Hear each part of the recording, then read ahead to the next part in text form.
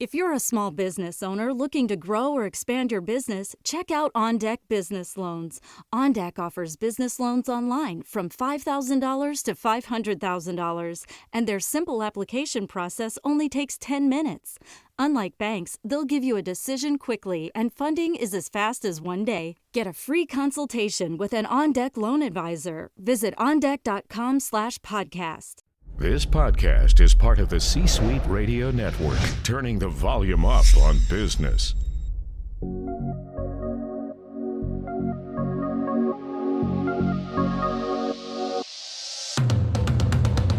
Welcome to the Keep Leading podcast, a podcast dedicated to promoting leadership development and sharing leadership insights. Here's your host, the Leadership Accelerator, Eddie Turner.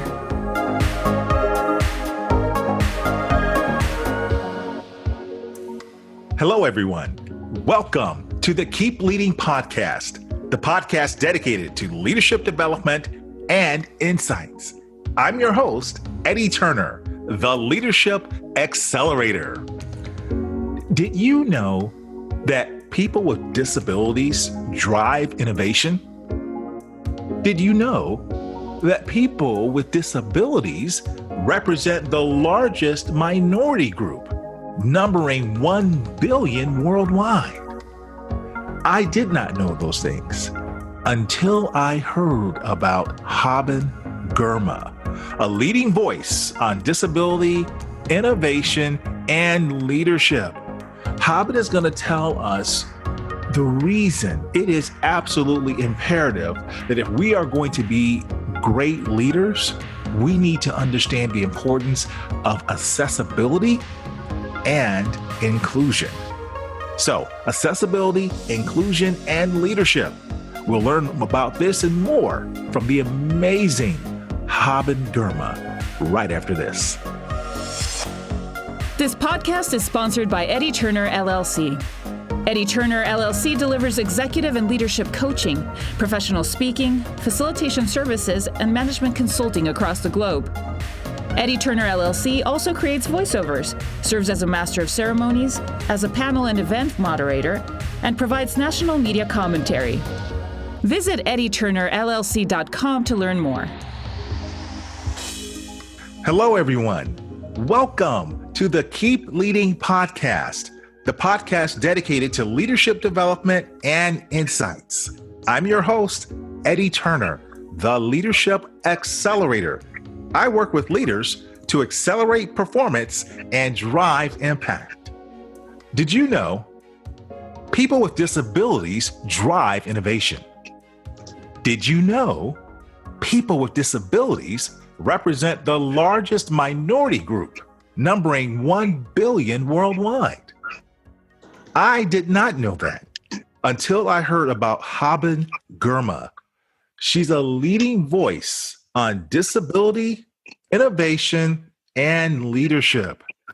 Haben Girma advocates for equal opportunities for people with disabilities and is the first deaf-blind person to graduate from Harvard Law School. President Obama named her a White House Champion of Change. She received the Helen Keller Achievement Award and a spot on Forbes 30 under 30 list. President Clinton, Prime Minister Justin Trudeau, and Chancellor Angela Merkel have all honored Haben. Haben believes disability is an opportunity for innovation, and she travels the world teaching the benefits of choosing inclusion. And on August 6th, she's publishing her first book. It's entitled Haben, the deaf-blind woman who conquered Harvard Law School. Haben, welcome to the Keep Leading podcast. Thank you, Eddie. I'm thrilled to be on the show with you. Well, I am more thrilled to have you here. So, Haben, a lot of people are probably wondering, how are we able to conduct this podcast interview at this time? So as you told everyone earlier, I'm deafblind. I have limited vision and hearing. Deafblindness encompasses a large spectrum of vision and hearing loss. tons of diversity in our community, and we use all sorts of communication methods. Some people use sign language. Sometimes it's close-up sign if someone has a little vision. Sometimes it's tactile sign, where a person puts their hand on top of another person's hand to feel the signs. Other people use technology, maybe using keyboards and visual displays like iPads and computers. I use a Braille computer with a keyboard, and that's what I'm using for communication here. So as Eddie speaks, a typist is typing Eddie's words, and I'm reading the words real time on a digital Braille computer, then voicing back with my own voice. Thank you for sharing that, Haben. So can you tell us a little bit about your background? Eddie, my background is complicated and includes lots of different things. Which part of my background are you interested in? Perhaps the most striking things you think listeners would want to know. Well, one of my many hats is that of an attorney. I grew up as a deafblind person in a sighted hearing world. Lots of things are not accessible, and it doesn't have to be that way.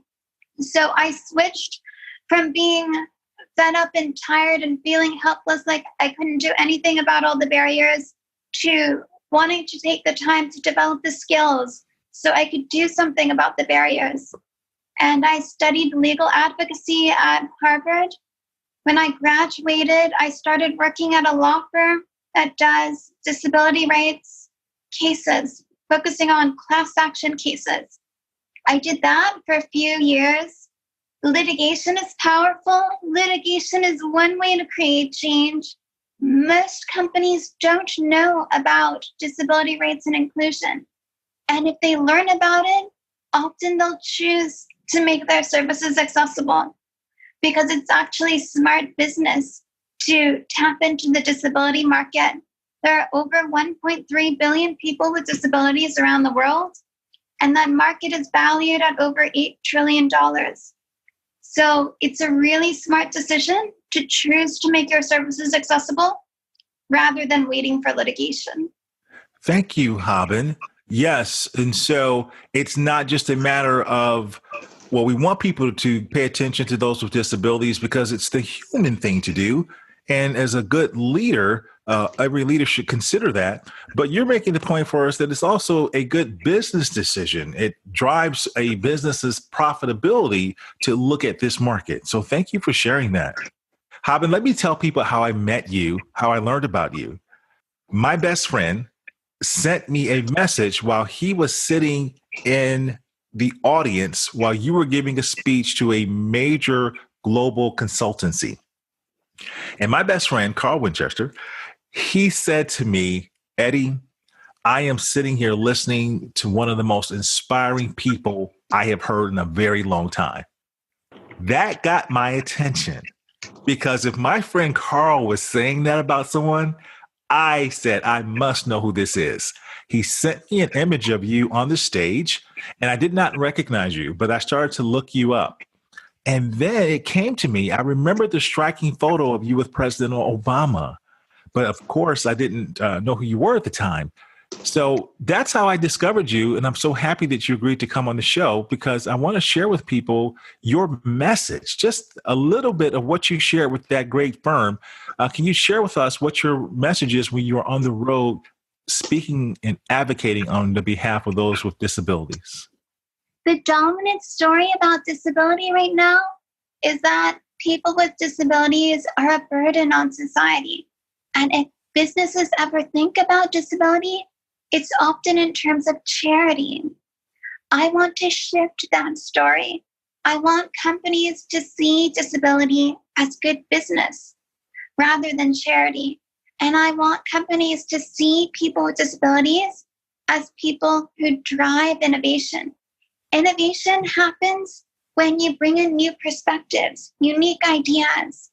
People with disabilities have had to problem solve and come up with new solutions. Those talents will add lots of value to a company. So it makes a lot of sense but a lot of people never really consider it. So my message is stop seeing disability as a problem. Start seeing disability as an opportunity for innovation. That's a powerful message. And I love how you said that it's very true. I hadn't thought about it till you just said that oftentimes it is only from a charity perspective that an organization will approach disabilities. I love how you are making the case that this is a strong thing that business people for all types of reasons should focus on and make it a part of their core operating principles. But now some people may wonder, how can an organization become more accessible? Great question. There are many different aspects to accessibility. There's physical accessibility. Make sure your physical space, your buildings, your stores are wheelchair accessible. There are guidelines for how to design for wheelchair accessible spaces. There's stuff like making sure doorways are wide enough. If there's stairs into the building, ensure that there's a ramp or elevator so that all aspects of the facility are available to everyone. There's also digital accessibility. Make sure websites and apps are accessible. People who are blind use computers through screen readers. Screen readers are software applications that convert graphical information on the screen to speech or digital braille. There are guidelines that teach developers how to make the websites and apps accessible. There's the Web Content Accessibility Guidelines. For apps, there's Android and Apple accessibility guidelines. And it's often just making changes behind the scenes in the code. The visual layout usually does not change. So it won't really change the appearance of your services, but it'll make them accessible to people who are using screen readers to access content. It also makes your content more discoverable to non-disabled people and disabled people. For example, if you add captions to your videos or transcripts to your podcasts, then more people will find your content because there's more text associated with your content. Search engine optimization. So accessibility features, digital accessibility features, helps your content become more discoverable to everyone and gives you a larger audience. Uh-oh. Haben, you just got me, and it looks like you just put something else on my to-do list. I am going to have to start creating a transcript for my podcast. Thank you for sharing that with me, and I'm sure many others will benefit. And I like what you said there. I like everything you said, but something you said there really resonates from the standpoint of, I saw your video performance speaking to 4,000 developers at Apple at their Worldwide Developers Conference. And anyone who's following Apple knows that is a big deal. And for you to speak to them and address them says a lot about their positioning on accessibility, but also how you speaking directly to the people at the heart of producing apps is so meaningful. Can you share with folks the illustration that you used when you told the developers about the importance of taking accessibility into consideration before designing an app? So accessibility is more efficient if you plan for it. Design for access from the start. And the example is skyscrapers are more accessible if they have elevators. And they're more accessible both for disabled people and non-disabled people. Imagine someone building a skyscraper without an elevator. And then after the skyscraper is built, then realizing, wait a minute, we should have added an elevator. It's going to be more costly and time-consuming to add an elevator later, rather than designing the skyscraper with an elevator and building it from the start. Same thing with accessibility. Sure, you can add accessibility later, but it's much more efficient and saves you resources if you plan for accessibility from the start. Excellent. Thank you, Haben. Haben, we hear a lot about diversity and inclusion. Can you tell us what inclusion means for people with disabilities? For people with disabilities, inclusion means being able to go to the service and being able to use it. Most of the apps in the App Store I can't use because they're not accessible. They absolutely can be made accessible, but the developers haven't taken the time to make it accessible. Or someone who uses a wheelchair wants to attend a concert. They go to the venue and realize it's not wheelchair accessible. Or maybe they can get in, but the only seating is way in the back or way in the front, right next to the speakers where it's way too loud. People with disabilities should have the same choices non-disabled people have. That's true inclusion. Okay, thank you for sharing that as well, giving all of us something to think about as we are planning events or attending events, how we can be more conscious to be inclusive of those with disabilities. Haben, I do a lot of events for women's organizations and for the National Diversity Council. And I have had to learn through my work in these areas new terms and new shifts in language to be able to effectively operate in these areas. There's some things I was saying that weren't necessarily right. So is there language or terms that you hear people using in regards to their interaction with people with disabilities that you think we should correct in our communication as leaders with those with disabilities?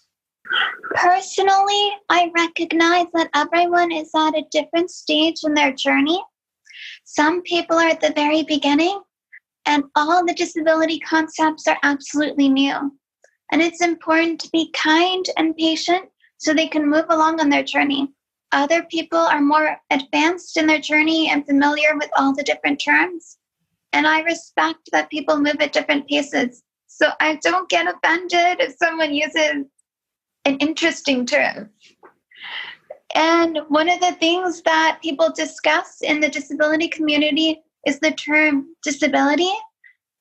Many years ago, advocates said, use person-first language. Say person with a disability, child with a disability, rather than disabled person, disabled child. But now we're hearing, stop tiptoeing around the word. Just say what you mean. Say the word disabled. Don't be ashamed. Don't hide from the word. Of course, we're people. We don't need to use person-first language.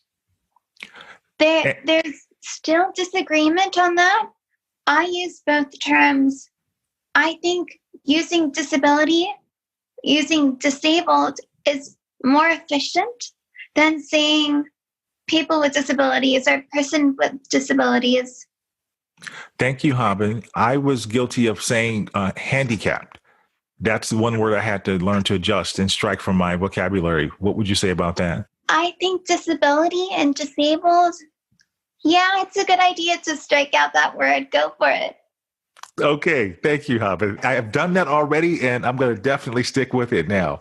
So good to get that clarification from you and to help all of us elevate our language. And certainly the other thing that you said, being kind and being patient with each other. And certainly as we deal with our fellow human beings who are dealing with a disability. So thank you, Haben. What I would like to do now is just to pause briefly for a word from our sponsors. This podcast is sponsored by Eddie Turner LLC. Organizations who need to accelerate the development of their leaders call Eddie Turner the Leadership Accelerator. Eddie works with leaders to accelerate performance and drive impact. Call Eddie Turner to help your leaders one-on-one as their coach, or to inspire them as a group through the power of facilitation or a keynote address. Visit EddieTurnerLLC.com to learn more. This is Phil M. Jones, author of Exactly What to Say, Exactly How to Sell, and Exactly Where to Start. And you're listening to the Keep Leading podcast with Eddie Turner. Okay, we're back with Haben Girma. She is the first deafblind graduate of Harvard Law School. She earned a spot on Forbes 30 Under 30 list. She is a President Obama White House Champion of Change designee She's a disability rights lawyer, an author, and a speaker. So really happy to have you with us, Haben. And as we were going to our break, Haben was helping us as leaders use the right language when it comes to our communication with those with disabilities. Haben, is there anything you would like to add to what you were saying to make sure that we use the right language as leaders with those with disabilities? Start with the concept that disabilities, medical conditions are a part of our bodies. And if you frame the disability as negative, you are framing an essential part of a person's life and experiences as negative. So try to switch away from that and instead use positive terms. For example, saying someone suffers from blindness is very negative and encourages pity. Instead, you could say someone is blind, someone experiences vision loss, someone exists with a specific medical condition. So be aware of the language you use. All of our bodies change as we age, and we deserve dignity and access at every stage in our lives. When you grow older, you still deserve inclusion. If something happens in an accident, you still deserve dignity and respect. So let's ensure that when we talk about disability, we remain respectful. Very good reminder, Haben. Thank you for adding further clarification to that for us. Now, talking about being included, you don't let anything hold you back. I got to admit, I am a little bit of a scared person when it comes to being adventurous. But when I saw the video of you out there surfing, when I saw that you are out there climbing on jungle gyms, I mean, you've traveled the world. You've even designed accessibility tools. Where do you get the motivation to just do all these things and experiment without fear? I have fear. I think fear is a very valuable emotion. It reminds us to pay attention and be careful. It's a very helpful evolutionary emotion. It doesn't need to hold you back. It just reminds you to pay attention. So when I feel fear, I ask myself, what are the potential dangers? What are the potential solutions to get past this? And when surfing, I came up with tactile techniques to experience the ocean and connect with people when I'm out on the water. The jungle gym you described is actually a pretty amazing jungle gym. It's a playground designed for adults in St. Louis, the City Museum. Amazing. Some people say it's better than Disneyland. Wow. That is absolutely wonderful. So I'm going to have to take a page out of your notebook and start living my life a little more fuller. It sounds like I'd be proud of myself. Are you going to go to the City Museum, Eddie? You know what? I will do that before I go surfing. Yes, I will do it, Haben. I am going to do it. Excellent. All right, listeners, you heard Eddie make a commitment. Climb the jungle gym at the City Museum. Oh my goodness, she just put me on blast. All right, Haben. Yes, I have now made a commitment that I have to fulfill. All right.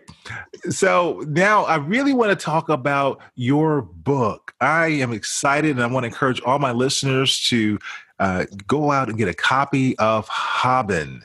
And tell us about your book, Haben. It's coming out on August 6th, but what else? My book is called Haben, the Deafblind Woman Who Conquered Harvard Law.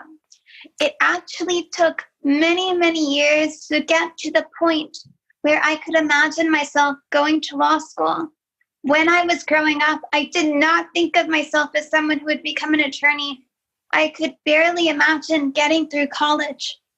I had many adventures over the years, from building a school in Mali, West Africa, to climbing icebergs in Alaska.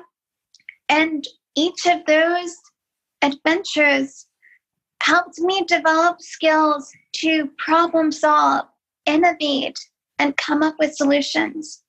Harvard had not had a deafblind student before the law school, but we worked together using an interactive process to come up with solutions. If one thing didn't work, try another thing until you find a way to provide oral arguments, get the exams in accessible formats, do the internships over the summer.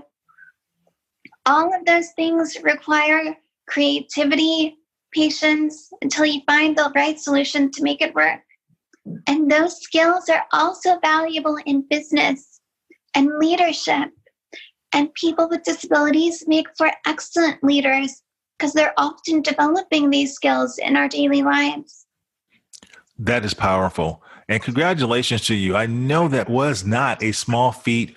And as you said, just to go to college at all, but not only to go to college, but to go to the top college in the world in many regards and to get a law degree. And many people who have seen the movie about Ruth Bader Ginsburg and what she went through at Harvard Law, and now to see how far they have progressed and to the point of working with you and participating collaboratively and designing a method that you would be able to be successful, positioning you for success to get through the program and hold that Harvard Law degree. So congratulations to you and a wonderful job by those folks there working with you. Thank you. If you feel inspired, allow that emotion to drive you towards action. Everyone can do something to make our community more inclusive. Think about one thing you can do to make your community more inclusive. Eddie, for you, that would be providing transcripts for your podcast. Will do. Will do. And is there anything else that our listeners should know about the book? What should they be looking for? It's your story, but and you're going to give us more than you could give us, obviously, in the short time frame we have here. But anything else they should be looking for? My book is designed to be both informative and fun and enjoyable. There are lots of amusing stories. Humor is a great way to connect with people. And I've developed it in part because a lot of people feel uncomfortable with disability. They don't know what to say. They don't even know how to say hi. So developing humor, helping people feel comfortable is a way to create a bridge. And I do that too in the book. And then in the back of the book, there's an accessibility guide to help leaders think about what changes they themselves can make in their communities, companies, to make it more accessible for people with disabilities. Then the company can take advantage, or I should say, tap into the disability market, which helps revenue. Wonderful. Wonderful. Yes, we want them to tap into it, not to take advantage. Yes, good. So the other point that I wanted to take away from that, so we have a couple things to look for in your book. It's going to be available in which formats? I'm going to do the audiobook. So it's also going to be available in audiobook. We'll have the hardcover in print. Then we'll also have accessible formats, digital, so Kindle, Apple Books. And for those who read Braille, there's going to be BRF, which is a digital Braille format. And there are also several other digital formats that are accessible, like Daisy. There's an organization called Bookshare, which is a nonprofit that helps make books available to people with disabilities. And my book will be available on the Bookshare platform. Wonderful. And who will be reading the audiobook for you? I wasn't clear. I'm going to read the audiobook. Oh, excellent. I didn't want to assume. I was hoping that was the answer, but I know sometimes people pay someone else to do the reading. That's fantastic. So people will be able to hear you tell your story in your own words. That's wonderful. Exactly, because no one else is qualified to tell my story, only me. All right. I believe that. I believe that. And I know that people will really enjoy hearing from you directly. I could talk to you for hours, Haben. There's so many things going through my mind right now, so many things I would like to ask. What am I missing? Is there something that I should be asking you that you would like to share, or that burning question that you probably hear over and over? What did I miss? A lot of people say, "You're inspiring," and then the conversation stops. Inspiring can be a gateway if you think of it as a verb. You're inspired to, and then think of the things you can do. Make your website more accessible. Increase hiring of people with disabilities. About 70% of blind people are unemployed. Many of them are talented and have college degrees and can be valuable assets to organizations. Hiring managers tend to assume that people with disabilities are incapable, like assume that people with disabilities can't use computers or can't do many important tasks, but we can. It's absolutely possible. So we need hiring managers to stop making assumptions. If you're not sure of something, just ask. You can ask a person, how do you use computers? What accommodations do you need? Questions are the ways we get answers. Wonderful. So what I hear you saying is, do not listen to you, don't read your book and feel inspired and stop. You're telling us that if we are inspired by you and your example, which we all should be, that we need to turn that into action. And so I personally am making a commitment that I'm going to do a better job myself. And I also hear you telling us throughout this whole conversation that people with disabilities drive innovation, something I had never thought about before. And by extension, because they're driving innovation and because you've had to make adjustments in your own life, you make great leaders. Absolutely. Leaders need to listen to their communities, and leaders need to be adaptive. Many people with disabilities are constantly adapting to changing medical conditions, adapting to changing environments. So those make for great leadership skills. Excellent. Very well said. Haben, on the Keep Leading podcast, we always ask, what advice would you give to leaders? What quote, what story would you like to share that allows leaders to keep leading? When I was young, I read a quote that has influenced me ever since. The quote is, "Be the change you want to see in the world." I felt really frustrated by all the access barriers that I encountered as a deaf-blind person in a sighted-hearing world. Then at some point in college, I realized if I want more access, I have to create more access. I have to advocate for more access. That quote helps people become a leader. So if you want to make this world better, be the changes you want to see in the world. Think about what you can do to create that change, then work towards it. All right. Very well said. Be the change you want to see in the world. And certainly, Haben, you are living that. You are a walking, breathing example. And I am sure that all of my listeners who are hearing our conversation are now looking at themselves introspectively and seeing what we can do and to remove barriers that we think that may be holding us back, to get out there and embrace any challenges that we have and to push ourselves and those around us to higher levels. So thank you for sharing that quote, and thank you for sharing your incredible story. You are an inspiration, Haben, and I am certainly all the better for having spoken with you. Where can my listeners learn more about you? You're welcome to check out my website, habengirma.com, habengirma.com, and pre-order my book so you can read more of the stories. Thank you, Haben. And we're going to make sure we put a link directly to your website in the show notes. We're going to put a link to how people can purchase your book and to all your social media profiles. We want folks to go out and please support Haben by purchasing her book. Follow her on social media. And if you have an organization where you need to bring in speakers and you need legal advice about disabilities, advocacy, Haben Girma is the person you need. Haben, thank you for being on the Keep Leading podcast. You're most welcome, Eddie. Thanks for having me here. It was my pleasure. And thank you. This concludes this episode, everyone. I'm Eddie Turner, the Leadership Accelerator, reminding you that leadership is not about our title or our position. Leadership is an activity. Leadership is action. It's not the case of once a leader, always a leader. It's not a garment we put on and take off.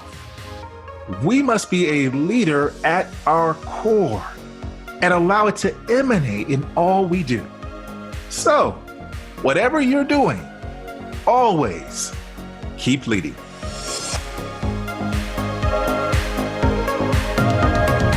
Thank you for listening to your host, Eddie Turner, on the Keep Leading podcast. Please remember to subscribe to the Keep Leading podcast on iTunes or wherever you listen. For more information about Eddie Turner's work, please visit eddieturnerllc.com. Thank you for listening to C-Suite Radio, turning the volume up on business.